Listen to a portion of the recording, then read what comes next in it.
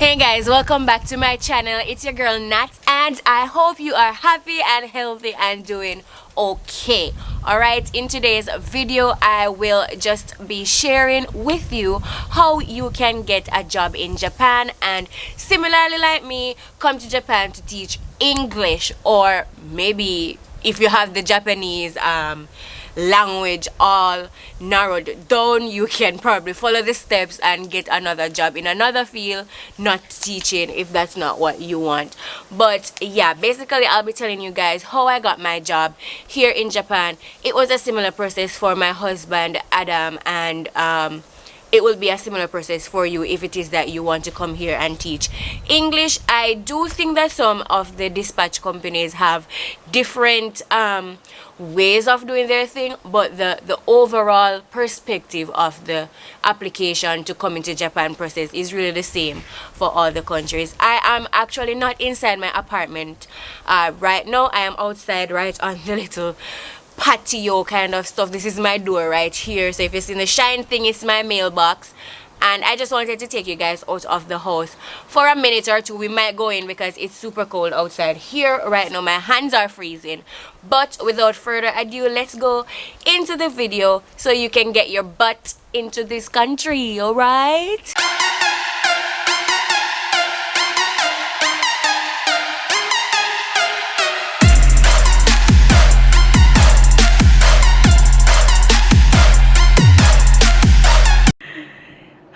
Guys, I totally forgot to film the shout out for Natznificent while I was filming earlier today, so I am going to do that right now. I have my bag right here. Alright, so I pulled my paper from the bag. I'm trying to open it one hand style. Alright, I think I got it. This shout out goes to Classy Nikki. Alright, big up yourself, Classy Nikki, whoever you are. I hope you are still watching my videos. Alright, so big up yourself, Classy Nikki, and her comment was, nice video. I don't like the bathing culture though, using the same bath water. And I totally understand. She left this comment. If you're totally lost, she left this comment on my Japanese apartment tour video where I was explaining some really deep stuff about how the Japanese people take their baths. So thank you, Nikki, for watching, and I hope you will continue to watch and of course continue to leave comments. Alright, now back to the video, guys. Alright guys, so a little disclaimer. I applied to 2 companies during my whole process of getting a job here in Japan. When I was in Jamaica, I applied to a company, and that is the company that I came to Japan with, but I ended up leaving that company. I'm sure I've done a video on that. I will link it right here for you guys to watch. Alright, so yeah, I will be calling that initial company that I applied to while I was in Jamaica Company A, and the other company that I am now working with, I will refer to them as Company B, if it is that I need to insert them anywhere while I am talking to you guys. So Company A, initial company that I actually applied to in Japan, which the process will really be based around them, and then Company B is a company that I applied to while I was living in Japan, so the process is different. So that would be if you're already in Japan and want to switch companies or something. Alright, so let's dive into the first step, and I do have my notes as usual. I'm not gonna come on here and pretend as if I have everything stocked up in my brain. I don't. Alright, so number 1, if you want to get a job in Japan, of course you have to start job hunting in Japan. Alright, you can't stay in your country and get a job in Japan by not looking for jobs in Japan. So the first step is for you to create an account on gaijinpot.com.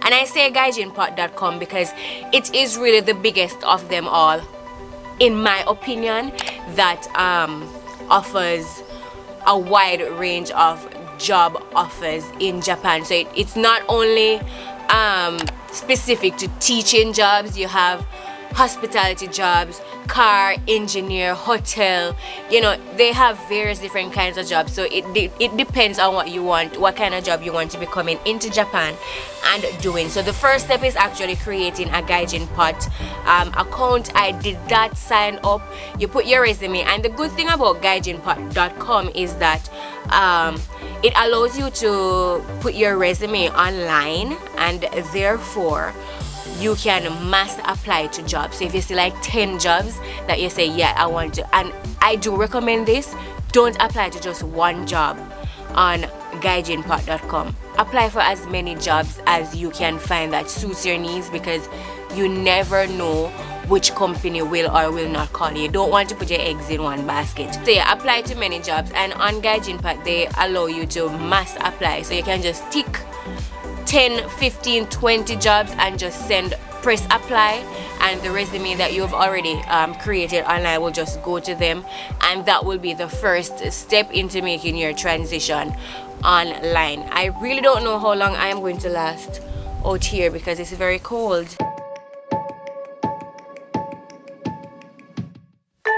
Once you apply for your jobs on guidegenpot.com, it is just a matter of a waiting game from there onwards. All right, you send in your application, you have to give the companies and so on time to review your application. Actually, when you apply on GuideGenPot and you get the email, it will also tell you the amount of application letters that that particular company has received, and you might see some crazy numbers. So you have to give them a few weeks so that they can go through all their applications and then get back to you.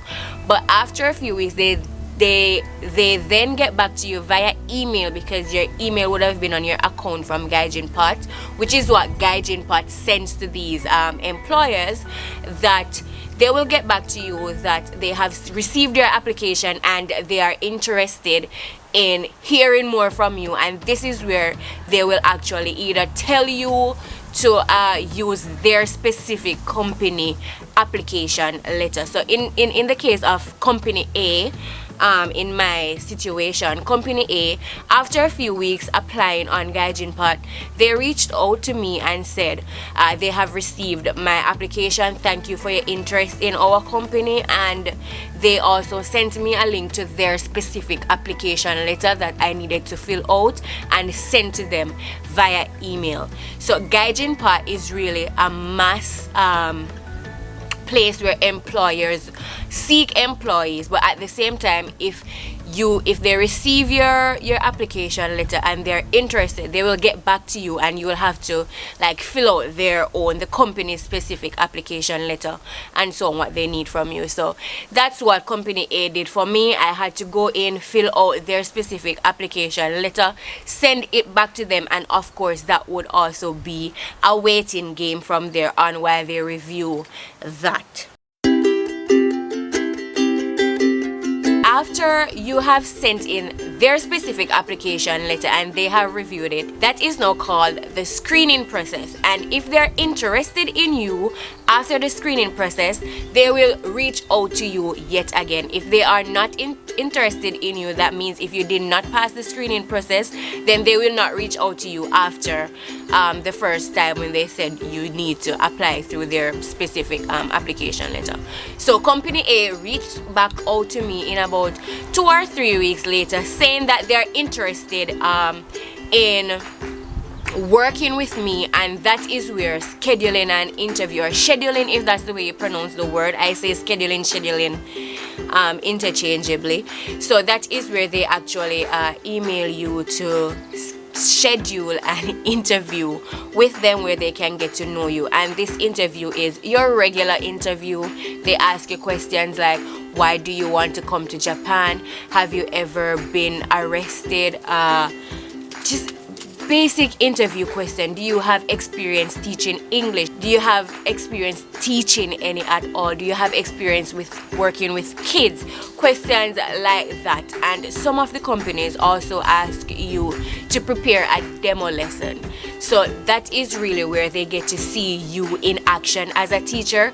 You are really teaching the interviewer, but they want you to pretend as if they are a bunch of third year students or so on, so they can get your enthusiasm.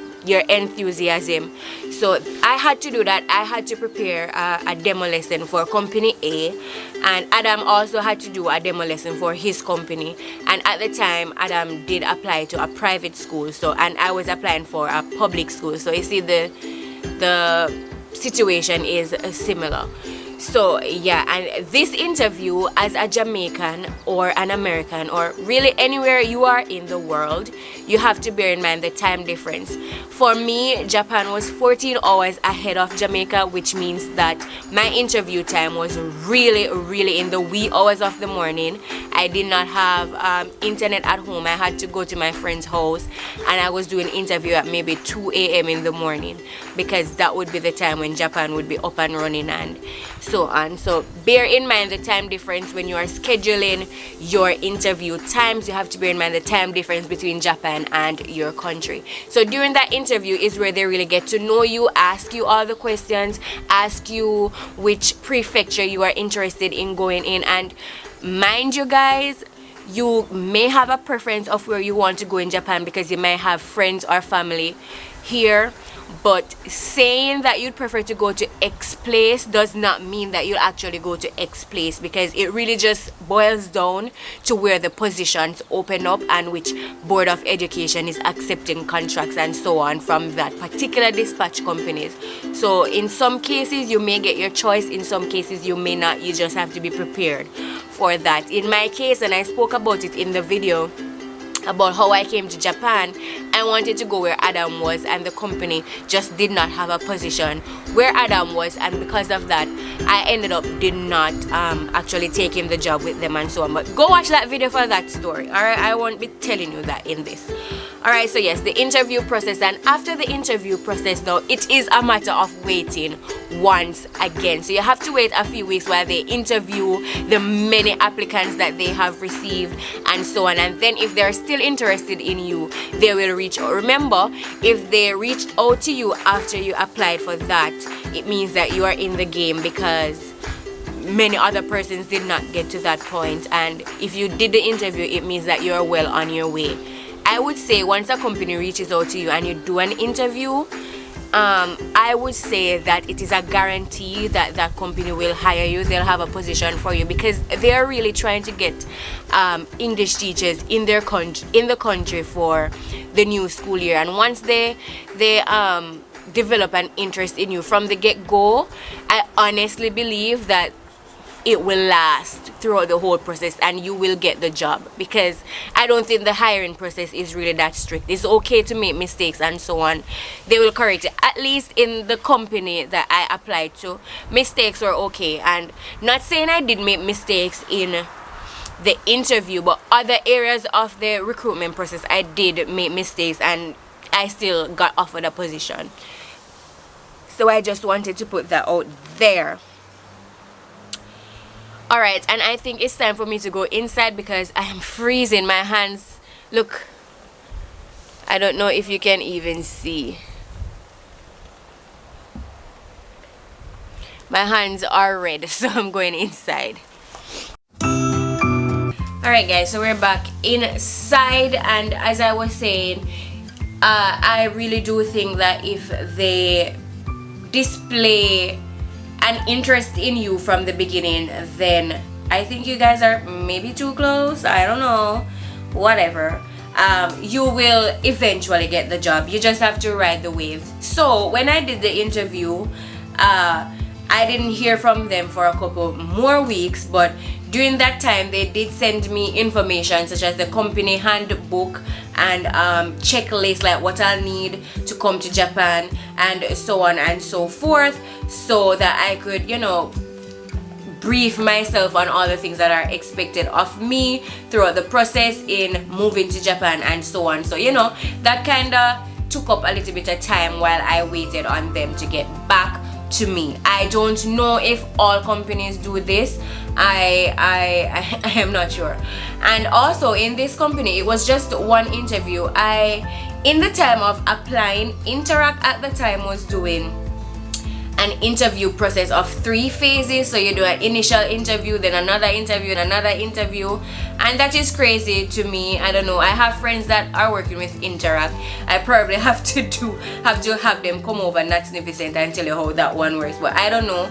But I know theirs was a little different from company A in my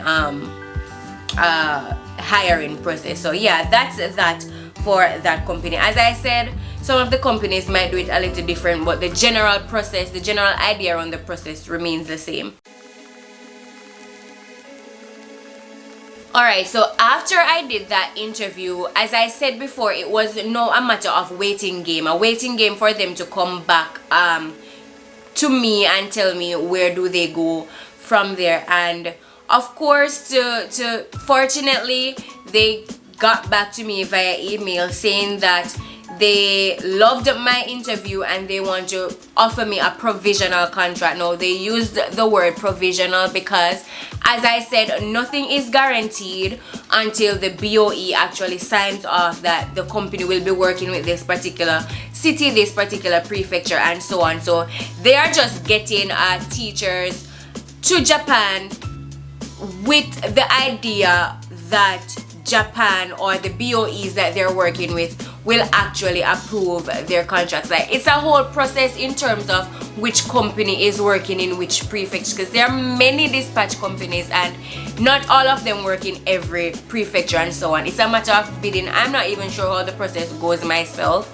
but I know that nothing is really finalized until the BOE actually signs off that these companies can work in here, and that is where they'll need you. So basically, they just need to have you on hand so that when the BOE approves for them to work in that particular area, that they have teachers ready to supply these BOEs with.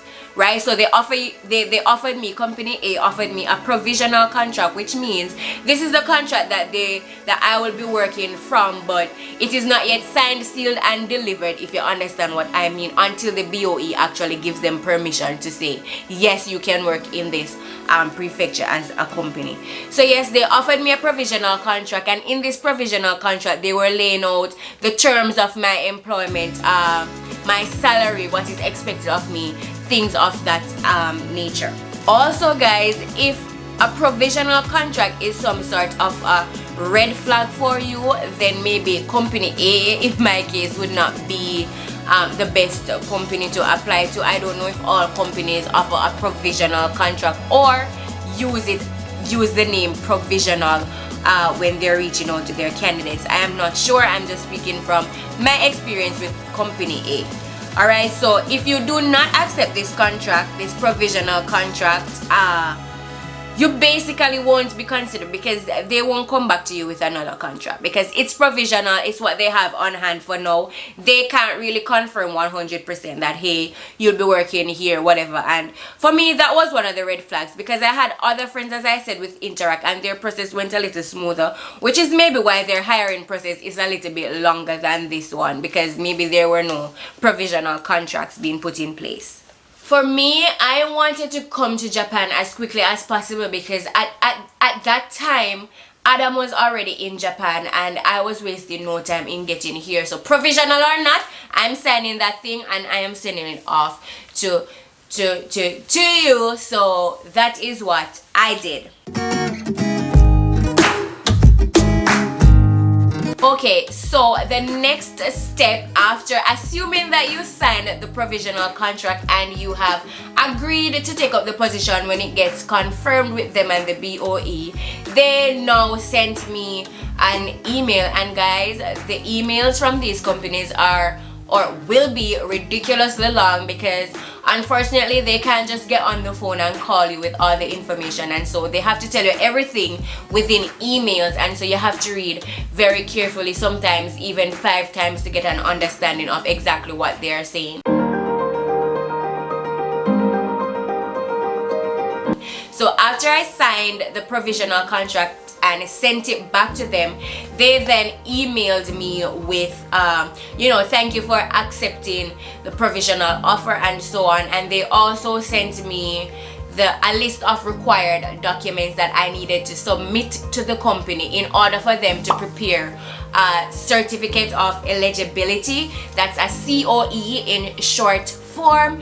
And that COE is really what you will use to get the visa, the Japanese visa in your country. So in my case, I was applying in Jamaica. They needed the required documents so that they could give to the immigration and all of that stuff from Japan's end from their end, so that they could now send me my certificate of eligibility.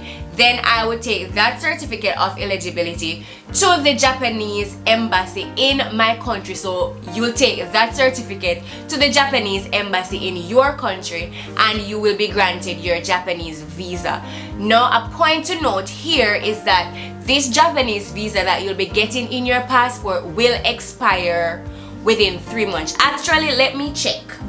I have my passport right here with my visa in it. So I was issued this visa on February 8, 2018, and it expired May 8, 2018. So February, March, April, May. So at least 3 months the visa will expire. And don't be alarmed by this. The visa will expire does not mean that you cannot get to Japan. What it means is that you have to leave your home country within 3 months of getting the visa in your passport. All right, when you actually arrive in Japan at the airport, they will take you to a little room and then you will get what is known as a residence card, and that is really what you'll be using as your visa or your legal document here as a foreigner in Japan. Regular ID that you'll probably have in your country to just show it has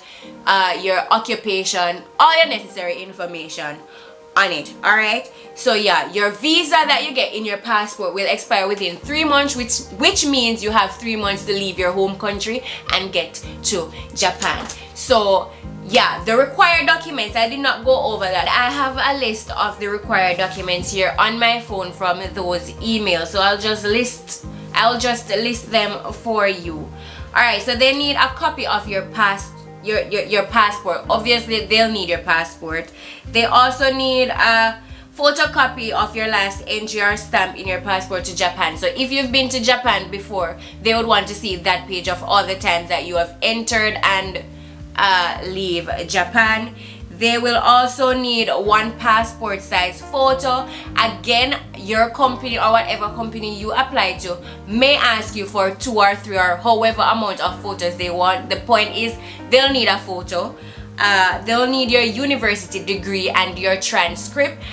And this caused a little glitch in how soon I could get the required documents to this company, because I applied to them in September. I graduated the May before that, and my degree wasn't going to be ready until the following January or so. So there was a bit of hold up there in my situation.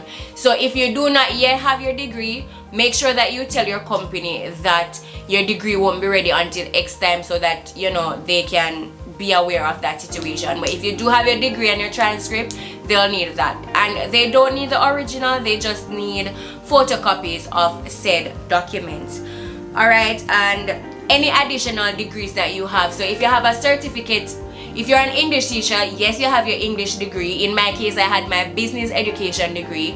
But what if I had other certificates in different areas? So what if you have an TEFL certificate in English or something like that? You'd want to send them that too, so they can, to just back up your little not your little, because that's a very big, just back up your documents. The more you have to present to them, the better, of course.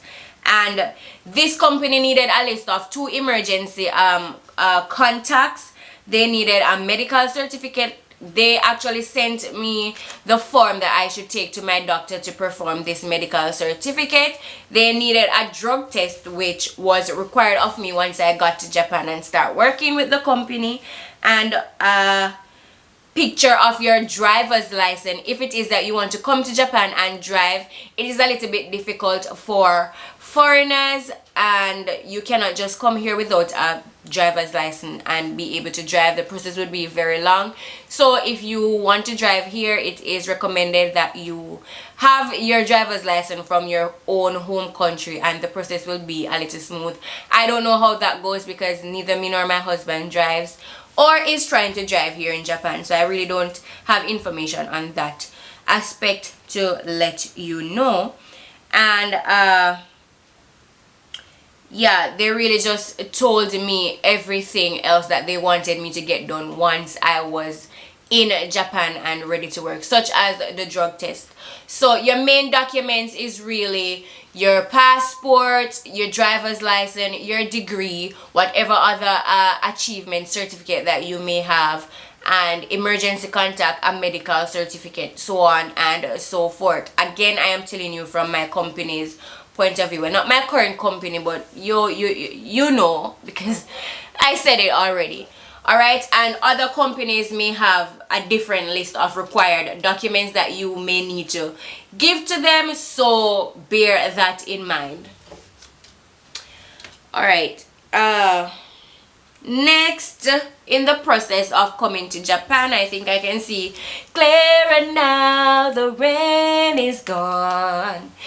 It's gonna be a bright, sunshiny day. Hi. Alright, let's move on. Alright, so these are the documents that they will be using to, you know, get you your certificate of eligibility so that you can go apply for your visa in Japan. Alright, so with company B, they actually did not ask me for so many required documents, because as I said, company B is the company that I applied to once I was in Japan, which means that the certificate of eligibility would not be necessary for them, because I would have already got that from company A and came to Japan and already have my residence card with my visa. And the two companies are dispatch LT companies, so my status would be the same, and that is instructor 1 year visa, regular thing. So they just needed maybe my passport and my degree to put on file and so on. So it was a little smoother with company B as opposed to company A in my case. And during this time when I was sorting out the required documents and so on and so forth, the company, I was also doing online training with company A. So online training is them sending me a bunch of quiz every week with deadlines and all of that. So it was basically college or high school all over again. So it was really to prepare you as a new person coming into their country on their teaching styles and trying to understand how much Japanese you know and so on. I was doing some online training with them. They send me questions like from their handbooks. They sent me things to read that they'll ask me questions from. They'll ask me to prepare worksheets so that they can see my style of how I create worksheets, to see if it matches with their style of creating worksheets and so on. So basically that was what was going on behind the scenes while I was trying to, you know, work on the required documents and so on. As I said in the other video that I keep mentioning, that I will link at the top of your screen right here, I did not have a passport either. I realized at the last minute when I was supposed to submit these documents that my passport had gotten stolen, and that was a whole other story. I had to wait 3 months, and the company was very understanding in that sense as well. So whatever it is that is going on, ensure that you're telling your company all of this, your recruiter, because there's a specific recruiter that will be dealing with you throughout the process, that you can tell all of these things to ensure that they are aware of your situation. So the online training for this company was really to test my skills and my knowledge of stuff that will be expected of me in Japan. And I did mention that I wanted to go to a particular place in Japan only because Adam was in that particular place and I wanted to come to Japan and be where he is. And the recruiter was actually very nervous about that. She started asking me a lot of questions because they thought I was going to, you know, get the visa and then run off to be with him if they don't have a position there, which, friends, that did happen, but that's for another video. Alright, so yes, the online training, it went on for a very long time. It was about 12 weeks I think. So that's what, 4, 8, about 3 months or so on. Remember, I applied in September and I wasn't going to leave Jamaica until March, so there was a very lengthy time that they would need to, you know, be in contact with me. So I was doing the online training all of that time. So after a few weeks, after you've sent in your required documents and so on, this is now where they will send you your certificate of eligibility, and this comes through mail. So it came to my post office EMS, so it came in like 2 or 3 days, very very quick. They sent me the email that they sent it off, and then my post office called me within like 3 days to say that I have a package. So it is really a secured mail, because they ask that your post office call you and have you come pick up that document immediately, because it's very important. So yes, once you get that at your post office, it is now time for you to go to the Japanese embassy in your country and apply for the visa. And in my country, in Jamaica, it took 5 days total from the point where I went with my application to the point where I had my visa in my passport. So I remember clearly, I went on a Monday. I actually went to the embassy on a Monday morning, filled out the application, submitted my documents, my certificate of eligibility, my passport, and any other document that would support that a company is actually sponsoring you. I mean, the certificate of eligibility already does state that company A, the name of your company will be on it, that they're sponsoring you to come. But in my case, my company also sent me like a little paper saying, basically an employment letter, basically to say that yes, this person is employed by them and so on. So I actually brought that with me to the embassy. So if you get anything in your package with your certificate of eligibility, please bring that to the embassy with you, because supporting documents can only help to build your case in getting your visa. Alright, so yeah, I went on the Monday, did the application, submitted everything, and then I left. And then on the Friday I went back. They told me to come back on the Friday because Friday was the only time they actually issued visa or give back passports in Jamaica, in my country. So be sure that you're aware of the day or the time in which your country issues the visa, so you can know how to schedule your time between going to drop off your documents and actually going back to pick it up. And the embassy, the Japanese embassy, was in Kingston for me, so of course I didn't live nowhere near Kingston, so I had to make arrangements in how I needed to get to Kingston and so on. Thank goodness for my family and my friends who helped me in that process, and Adam was doing a very good job at ensuring that I had somebody to take me to Kingston when I needed to go to Kingston all the way from Japan. So be sure that you are aware of that. So once you get your Japanese visa, if it is that you're in a country that you don't need another transit visa to pass through, then you're all set. You just need to book your flight now and all of that stuff. Mark you that you still need to show some kind of itinerary to these embassies to show, you know, which route you are planning on taking. But it doesn't mean that you actually have to purchase a ticket, because ain't nobody going to purchase a ticket for 1,000 plus US and they don't know if they're going to get a visa. That's ridiculous. Alright, so yeah, they'll ask you for some itinerary thing. I mean, you can get that online, I think, or you can just pay a travel agency to get you one. So that would be that for you if you need no other visas. But if you do need another visa, now is the time to get that done.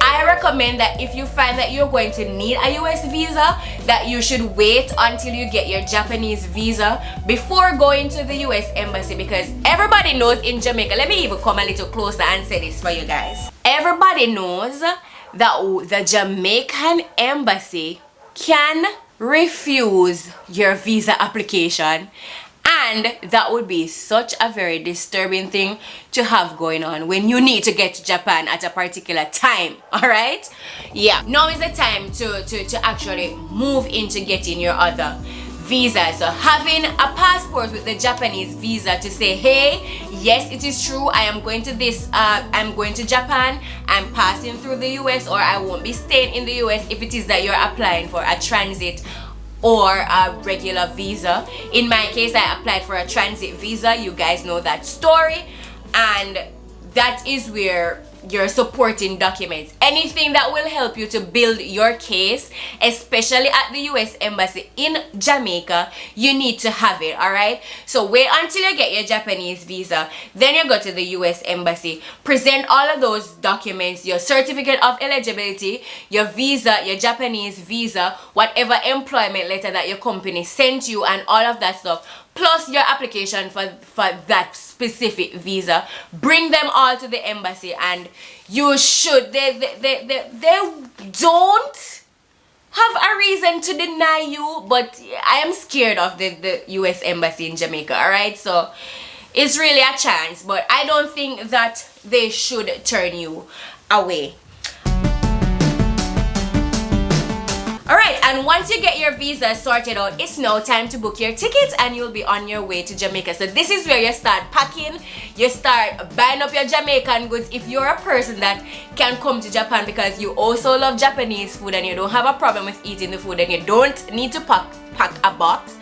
But if you're a person like me, who can handle the Japanese food, then now is the time to start actually going to the supermarket, packing a little box and so on, and preparing to ship that off to your apartment. Now, what you may have to do in this case is you may have to leave that box in Jamaica until when you get to Japan and get your apartment, so that you know your address and so on, and have a family member ship that box to you then and there, because leaving Jamaica or your country to come to Japan, you won't know your address just yet, so it's not like you can ship it off before you.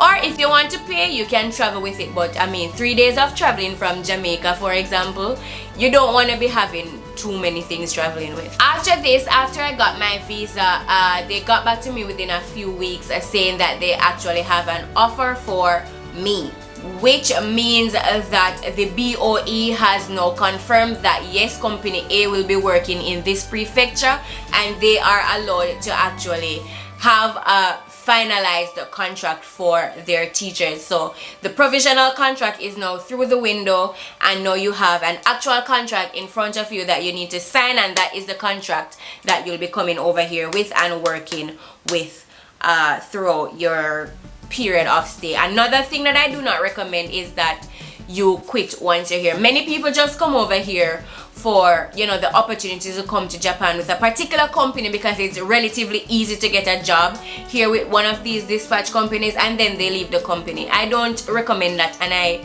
spoke about this in the other video as well. Alright, so once you get this finalized contract, you now have a choice to deny it or accept it. Again, if you have come this far, remember you send them all your documents, you go through all of this online training, you have all of these things going on. Why would you even think about denying this contract now to come to Japan?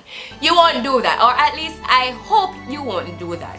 So once you sign off that contract, it is now time to get yourself ready. Yeah, you were getting yourself ready after you got your visa and stuff, but this seals the deal. You're actually going to come to Japan.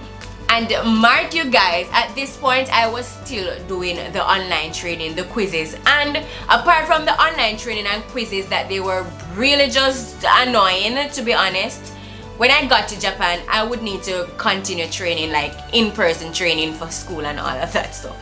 It's ridiculous, but that's how that company does its thing. In my case, after I accepted this final offer, my recruiter now referred me to, because the offer would now state the exact location that you'll be working in, your coordinator, your salary would be on point, this is not provisional, this is it, and so on. So what my recruiter did in this process was she reached out to the area coordinator where I would be placed.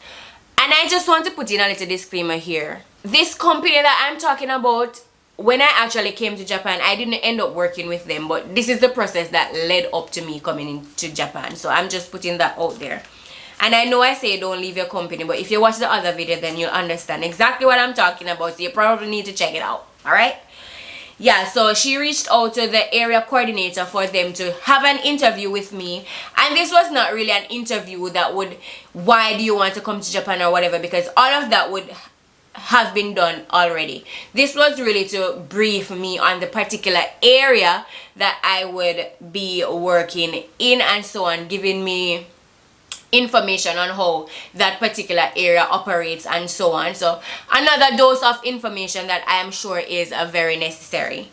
All right, so I mean, that's it. After this, you're really just in the preparing phases to leave your country. Of course, you need to start sending your goodbyes, you need to start shopping. Japan can be very difficult to shop, especially for a Jamaican, especially if you're a hot gal Jamaican. You know what I'm talking about.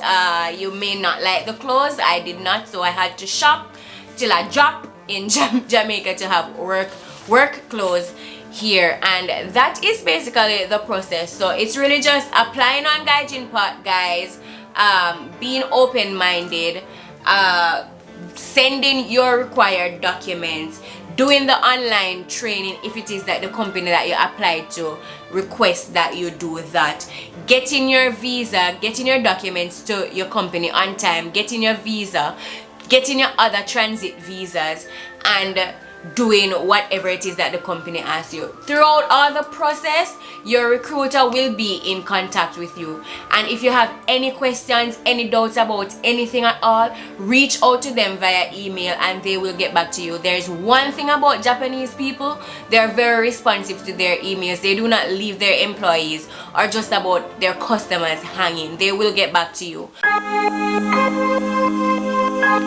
The companies, the dispatch companies, they do source apartments for you. By no means are they paying your rent, but they help you because they know as foreigners you really don't know the process and so on to get apartments. So they actually offer to do that for you if you know, if that is what you want. If you're independent and you can deal with the owner thing without no Japanese ability, then good luck to you.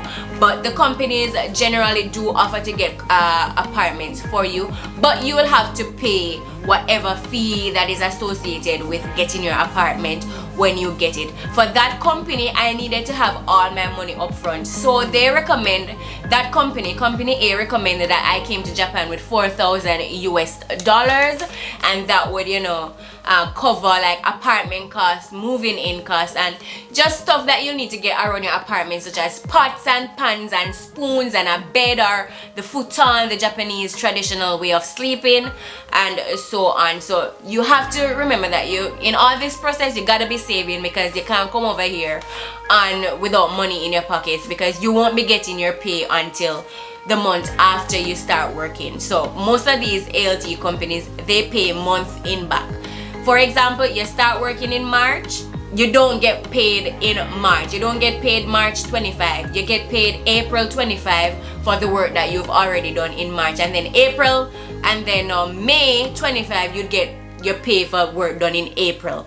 So it's kind of like that. So you actually need a cushion to survive until you get your first paycheck. So they recommend that much money that you need to come over with. And with that company, as I said, in that cost, it included cost of moving into your apartment. For company B, the company that I actually am working with now, they understand that not all foreigners have 4,000 USD to be entering to Japan with. So what they do is they pay the apartment associated fees for you, but what they do is they deduct a certain amount from your salary every month that adds up to that one figure over the period of your first year contract. And that is really all the information I have for you guys in regards to how you can get a job in Japan as an ALT. If you did find this video informative and fun, informative or fun, please remember to give it a big thumbs up, and subscribe to my channel, guys. We have so much fun over here on Natznificent, and if you're not subscribed, what are you doing? You know, Yeah, so subscribe, join the Natznificent fam. Be sure to hit the notification bell if you want to be notified every time a video goes live from Natznificent, because subscribing is one thing. Yeah, you subscribe to the channel, you might go on YouTube and you might realize, oh, she has a new video up. But if you hit the notification bell, then you'll get notified that a video is up and you can watch it right away. Alright, so that is it from me. Until next time, I will see you in my next one. Bye.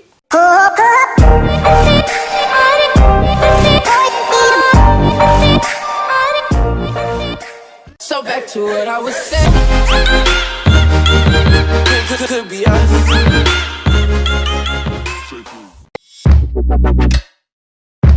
us.